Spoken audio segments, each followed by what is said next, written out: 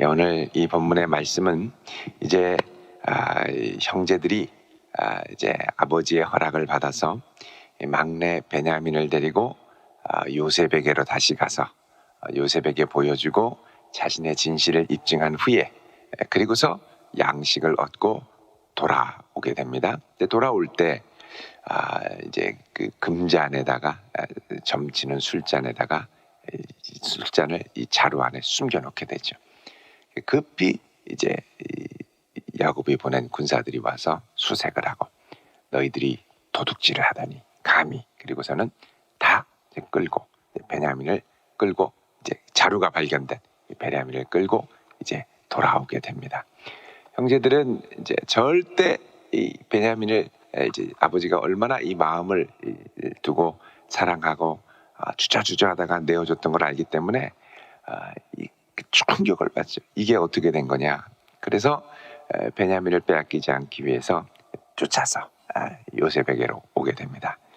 자, 여기서 이제 모든 형제들을 대표해서 유다가 나서게 되죠.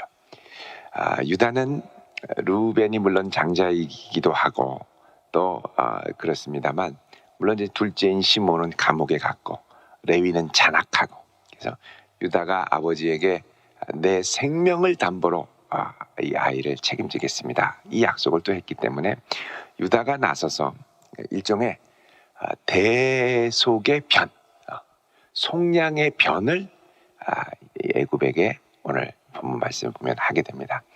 이 감동, 이 연설이 요셉에게 했던 이 연설이 사실 대속하는 자의 마음, 아버지의 마음을 헤아리며 구구절절하게 있던 이 마음이 사실은 이제 요셉의 마음을 움직여서 드디어 이제 요셉이 여기서 자기 정체를 드러내고 형제들의 진심을 알게 되죠. 사실 이 마음이 우리를 위해 대신 십자가에 지신 예수님의 마음이기도 합니다. 그래서 우리가 이 말씀을 통해서 예수님의 마음을 이해하고 하나님의 마음을 이해하는 그런 역사가 우리에게 있을 수 있기를 바랍니다. 자, 오늘 말씀 18절에 보면 유다가 요셉에게 가서 얘기를 합니다. 내 주여, 주여라는 건 이제 내 주님, 극존칭입니다. 특히 이제 여기서는 애굽의 총리인 요셉에게 하는 말이죠. 원하건대 당신의 종이 내 주의 귀에 한 말씀을 아뢰게 하소서. 제가 딱 한 말씀만 아뢰 수 있도록 허락해 주십시오. 그러면서 제가 뭐 가서 지금 이렇게 얘기한다고 저에게 노하지 마십시오. 건방지다고 생각하지 마십시오. 주님은, 당신은 바로와 같으신 분입니다. 그래서 아주 요셉 앞에 겸손하게 유다가 완전히 낮은 자로 이야기를 합니다. 그러면서 아버지에 대한 이야기를 하죠. 전에 주께서 종들에게 물으시기를 너희는 아버지가 있느냐 아우가 있느냐 하시기에 우리가 내 주께 아버지가 있고 노년의 아들 청년이 있는데 형은 죽고 어머니가 남긴 것뿐이므로 그의 아버지가 그를 사랑하나이다, 이렇게 얘기를 했다는 거예요. 그러자 이 요셉이 종들에게 이르시되 그를 내게로 데리고 와서 내가 그를 보게 하라 하시기로, 저희들이 이 아버지를 떠나면 큰일 납니다, 안 됩니다 했더니, 그러면 너희들이 내 얼굴을 다시 못 본다고 그래서 저희들이 할 수 없이 내려가서 아버지에게 이 말씀을 드렸습니다. 그러나 아버지는 가만히 있었고 침묵을 했고, 그리고 25절에 후에 아버지가 다시 공물을 사오라고 하니까 저희가 할 수 없이 아버지에게 그러면 아이 없이 갈 수 없습니다. 그러자 아버지가 너희들 잘 알지 않느냐, 나에게 두 아들이 있는데 하나는 나가서 짐승한테 찢겨 죽었고, 이걸 통해 사실은 요셉이 형제들이 어떻게 아버지에게 자기가 사라진 사실을 이야기했는가를 그대로, 형제들의 거짓말을 사실은 그대로 알게 되죠. 찢겨 죽었다고 하고, 또 내가 지금까지 그를 못 봤는데 이 아이도 데려가면 나는 눈 제대로 감고 죽지 못한다, 그렇게 얘기를 하죠. 30절에 아이의 생명과 아버지의 생명이 서로 하나로 묶여 있는데 내가 주의 종 우리 아버지께 돌아갈 때 아이와 함께 가지 아니하면 아이가 없음을 아버지가 보고 돌아가실 겁니다. 저는 절대 못합니다. 그러면서 주의 종이 내 아버지에게 아이를 담보하기를 내가 이를 아버지께로 데리고 돌아오지 아니하면 영영이 아버지께 죄짐을 지리이다 하였사오니. 이런 아버지의 마음을 제가 아는데, 이런 아버지의 마음인데 이 아버지에게 이 아이를 다시 데려가지 못하면 저는 평생 죄인으로 살아야 됩니다. 이 아버지의 마음을 생각해서 제발 긍휼을 베풀어 주십시오. 그러면서 33절에 얘기합니다. 이제 주의 종으로 그 아이를 대신하여 머물러 있어 내 주의 종이 되게 하시고 이 아이는 형제들과 함께 올려보내소서. 그 아이가 나와 함께 가지 아니하면 내가 어찌 내 아버지께로 갈 수 있습니까? 두렵건대 제 해가 내 아버지에게 미침을 버리이다. 간절히 얘기를 하고 아버지의 편에서 얘기를 하고 아버지의 마음을 이해하고 이야기를 하는 겁니다. 여러분, 유다는 한때 형제들을 사랑하고 의협심도 있고 아버지의 인정을 받으려고 많이 애를 썼던 아들입니다. 예전에는 아버지를 미워했었죠. 이게 가족을 위해서 뭔가를 하려고 그러면 이제 실망을 하고 이런 아버지가 싫어서 사실 형제들 중에 제일 주도적으로 동생을 팔고 그리고 나서 아버지에게 형제들에게 마음을 돌리지 못하고 계속 집착하는 걸 보고 그냥 집을 나와버렸죠. 창세기 38장에 보면 집을 나와버렸습니다. 아둘람으로 갔습니다. 그렇게 아버지를 이해하지 못하고 아버지를 싫어하고 아버지를 미워하고 아버지한테 등을 지고 이제 그랬던 아들인데 오늘 이 연설을 보면 아버지를 증오하고 미워했던 마음에서 이제는 아버지를 이해하는 마음, 아버지를 연민하는 마음으로 바뀐 것을 우리가 볼 수가 있습니다. 우리의 궁금함은 어떻게 유다가 이렇게 바뀔 수 있었을까? 어떻게 유다가 이렇게 아버지의 마음을 잘 헤아릴 수 있었을까라는 겁니다. 형제를 노예로 파는데 앞장섰던 유다가 이제는 자신을 기꺼이 노예로 내어주는 데까지 나오게 된 겁니다. 왜 이런 데까지 이렇게까지 유다가 바뀌었을까? 여러분, 여기에는 우리 지난번에 이게 간단하게 살펴보면서 넘어갔던 창세기 38장에 유다가 경험했던 더 나은 의가 있었기 때문에 가능했습니다. 더 나은 의. 여러분, 이 유다는 아둘람에 가서 그냥 아버지에게 실망해서 갔다가 거기서 믿음의 자녀도 아니고 믿음의 가문도 아니고 그냥 거기는 아둘람 이방 여인과 결혼을 하게 되죠. 수아라고. 결혼을 하고서 아이를 셋을 낳는데 거기서 아들을 둘을 잃어버립니다. 그리고 며느리가 하나 남게 되죠. 그러니까 이 유다도 아들을 잃는다는 게 무엇인가를 그때 가서야 비로소 깨닫게 된 거예요. 철없던 아들이 아버지가 그렇게 아들을 잃은 걸 싫어해가지고 슬퍼하는 걸 싫어해가지고 에이 아들이 그거밖에 없느냐? 우리도 다 아들인데. 그리고 실망해서 뛰쳐나왔는데 이제 와서 아들을 잃어보니 아버지의 마음이 이해가 가는 겁니다. 이 아들을 하나 잃는다는 게 이렇게 큰 충격이고 아픔이겠구나. 이걸 또 알아요. 그리고 또 아버지의 편에도 이해하게 됩니다. 왜? 나는 어떻게든 이 아들을 잃지 않기 위해서 아들을 지키려고 맨 막내 아들을 그러니까 며느리 다말에게 주지 않고 지키고 있는데 어떻게든 가게를 이어가려고 몸부림을 치던 이 며느리에게 자기도 모르게 깜빡 속아서 아들을 낳게 했죠. 그러니까 나보다 나아요. 이 며느리가 낫다는 거예요. 하나님의 뜻을 잊고 가게를 이어가는데 나보다 낫다는 거예요.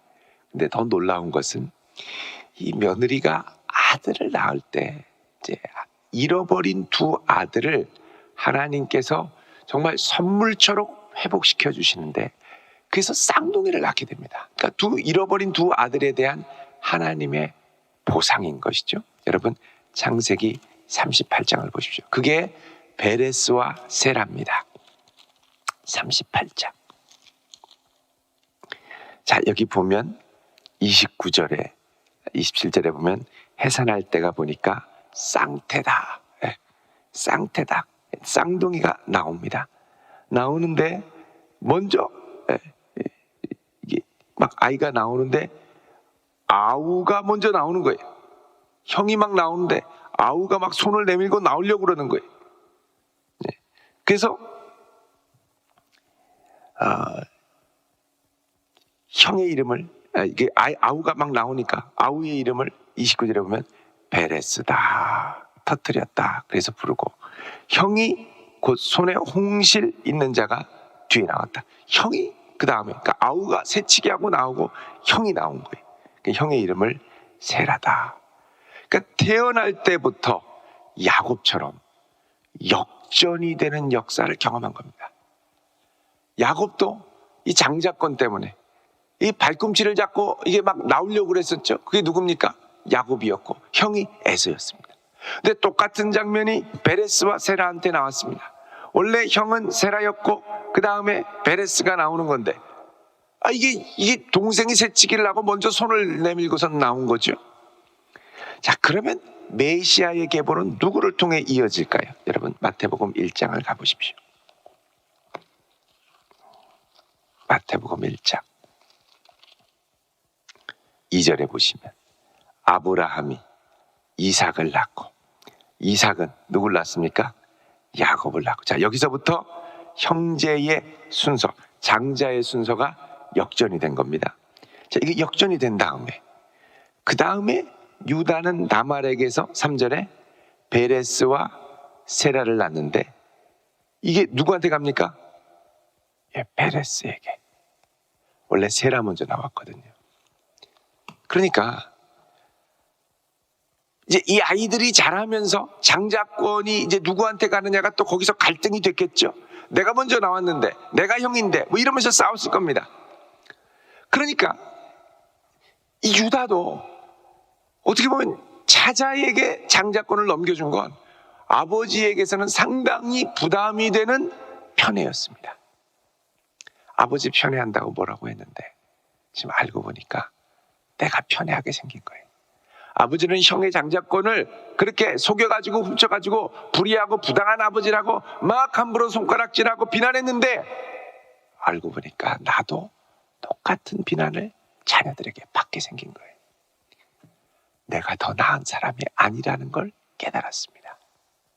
하나님이 도도하게 흐르는 구원 역사 가운데 이걸 거스를 수 있는 건 없다라는 걸 깨닫게 됩니다. 그러니 하나님의 인도하심 앞에 나는 뭐 해야 됩니까? 겸손하게 무릎 꿇고 아버지가 그렇게 될 수밖에 없었던 이유, 아버지가 그렇게 살아오실 수밖에 없던 이유를 이제서야 이해하고 철든 아들이 된 거예요. 아버지의 인생 질고를 아는 자가 된 겁니다. 예수님께서 우리의 인생 질고를 아는 자가 되시고 우리의 연약함을 긍휼하고 치유하신 것처럼, 그리고 그래서 그런 우리를 위하여 기꺼이 십자가를 져주셨던 것처럼 유다도 그런 아버지의 인생 질고를 알고 아버지의 마음을 알고 이해하니까 이제 나는 이런 아버지를 위하여 기꺼이 내가 담보가 되어 이 아이를 위해 내 생명을 내어주는 자까지 이르게 된 겁니다. 이게 바로 더 나은 의를 경험한 자의 반응이 되는 겁니다. 비로소 유다는 여기서 사랑이 무엇인가를 알게 됩니다. 우리 고린도전서 13장 5절을 한번 보십시오. 고린도전서 13장 5절에 보면 뭐라 그럽니까? 사랑은 무례히 행하지 않고, 무례히 행한다는 건 뭡니까? 내 판단과 결론대로 함부로 난도질하는 것을 말합니다. 이제 아버지를 함부로 판단할 게 아닙니다. 내가 겪어보고 내가 지나와 보니 그럴 수밖에 없는 이유가 있고 그 가운데 하나님의 개입하심이 있었는데 그걸 어떻게 내가 함부로 재단하고 비난할 수 있겠냐는 거예요. 자기의 유익을 구하지 않고 성내지 않고, 예전에는 화내고 불의하다고 하고 팽개치고 집을 나가고, 그게 아니라는 거죠.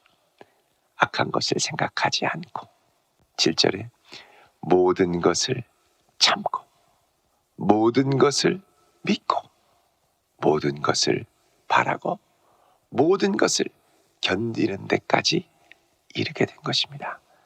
그래서 유다는 더 나은 의를 경험함과 동시에 더 온전한 사랑으로 나아가는 자가 된 것입니다. 이런 유다의 대속의 사역이 바로 예수님께서 우리를 위해 십자가에 죽으신 대속 사역의 모델과 그림자가 되죠. 예수님께서는 우리의 모든 질고를 아시고 죄인인 우리를 위하여 십자가를 지실 때 절대 우리에게 무례하게 행하지 않으셨습니다. 우리가 이렇게 많은 죄를 졌다고 막 정죄하고 비난하고 너는 어떻게 내가 용서해 주는데 또 그럴 수 있느냐 함부로 막 그러질 않으셨습니다. 성내지 아니하시고 모든 것을 참으시고 우리를 향하여 모든 것을 신뢰하시고 모든 것을 소망 중에 바라시고 우리의 죄악과 불순종을 끝까지 견디며 사랑해 주셨습니다. 여러분, 이런 사랑은 더 나은 의를 경험한 우리에게 다가오고 우리의 마음 문을 두드리죠. 우리가 믿음으로 이 큰 사랑을 받아들일 때 이제 우리는 우리의 좁은 한계를 뛰어넘어 더 나은 의, 더 나은 사랑의 자리로 나아갈 수 있는 자가 될 줄로 믿습니다. 그리고 이때 비로소 우리는 더 귀한 아버지의 마음을 깨닫고 이렇게까지 사랑하시고 이럴 수밖에 없었던 아버지의 마음을 이해하고 내 육신의 아버지를 용서할 뿐만 아니라 더 나아가 하늘 아버지의 마음을 품고 그 사랑으로 내 주변 사람과 가장 가까운 나의 가족들을 사랑으로 품을 수 있는 자리까지 나아가게 될 줄로 믿습니다. 이런 유다의 변화가 그리스도 예수를 통하여 우리에게 주어진 귀한 선물이라면 이제 우리도 더 나은 의를 향하여 더 사랑하는 자로 나아가는 그런 복된 성도가 되어야 할 줄로 믿습니다. 이런 성도로 살아갈 수 있기를 주님의 이름으로 축원드립니다. 기도하겠습니다. 우리가 아직 죄인 되었을 때에 하나님께서 그 귀한 아들을 우리를 위하여 보내사 십자가에 죽게 하심으로 우리를 향한 하나님의 사랑을 확증하여 주심에 감사를 드립니다. 저희들 자격 없고 완악하고 완고하지만 우리를 끝까지 사랑하시는 주님의 은혜 앞에 서기를 원하오니 주 이 아침 주의 성령이 충만하게 우리 심령 가운데 부어지셔서 아버지의 사랑을 깨닫고 이제 비로소 아버지의 마음을 이해하고 이제 비로소 나도 내 자신을 기쁘게 내어줄 수 있는 자리까지 나아가게 하옵소서. 이전에 내가 분노하며 원망했던 것이 이제는 변하게 하시고 이제는 이해하고 사랑으로 품는 자의 자리로 나아갈 수 있도록 우리들을 붙들어 주옵소서. 예수 그리스도의 이름으로 기도드리옵나이다. 아멘.